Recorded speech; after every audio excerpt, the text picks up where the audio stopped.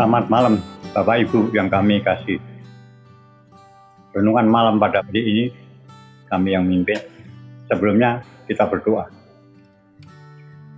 Kami mengaturkan puji syukur Tuhan akan kasih Tuhan memelihara hidup kami hari lepas hari. Pada malam hari ini kami hendak merenungkan firman Tuhan. Kiranya Roh Tuhan yang Kudus menyertai. Dalam nama Tuhan Yesus kami berdoa. Amin. Firman Tuhan yang akan kita renungkan, kita ambil dari kitab 1 Samuel. Pasalnya yang pertama, ayatnya kita ambil yang di tengah di ayat 11.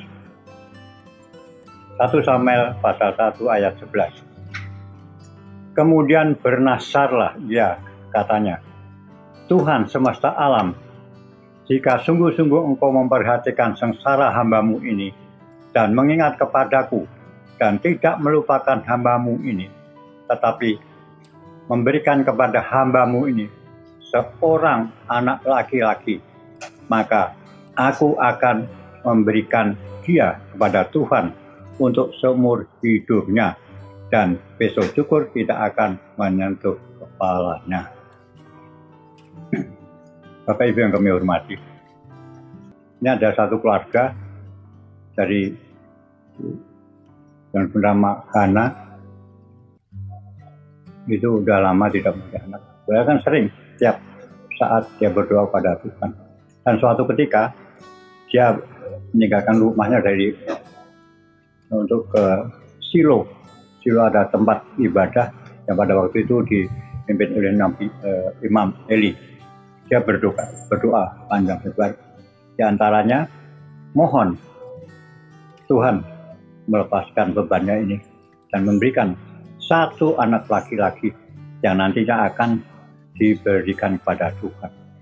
Ini suatu nasar bagi Hana. Kalau doanya dikabulkan, anak yang diberikan anak Tuhan diserahkan kembali pada Tuhan. Sebetulnya nasar ini sadar atau tidak sadar, itu juga terjadi dalam kehidupan kita saat ini. Di mana keluarga-keluarga yang mempunyai anak masih kecil, segera dia menyerahkan kembali anak Tuhan itu pada Tuhan dalam suatu acara baptis kudus. Nah, di situ anak Tuhan diserahkan. Lalu dalam baptisan itu anak itu ibaratnya diberikan stempel atau tanda bahwa anak itu adalah milik Tuhan dan menjadi ahli waris kerajaan surga. Namanya sudah dicatat di dalam buku kehidupan. Janji Tuhan ini tidak akan sia-sia apabila kita sebagai orang tuanya jangan sampai kita lupa janji itu. Baptisan tidak akan punya arti. Baptisan tidak akan menyelamatkan kalau kita sebagai orang tuanya tidak ikut andil untuk memelihara. Yang tadi kerjaan atau bisa naik jabatan kalau dia pindahkan. Penawaran-penawaran sukacita, kebahagiaan yang sesaat ini yang kadang-kadang membuat orang lupa akan janji Tuhan. Saudara, semoga di dalam situasi bulan keluarga ini adalah suatu kesempatan bagi kita untuk membina hubungan kekeluargaan itu semakin erat dan semakin dekat dengan Tuhan. Kasih Tuhan begitu luar biasa.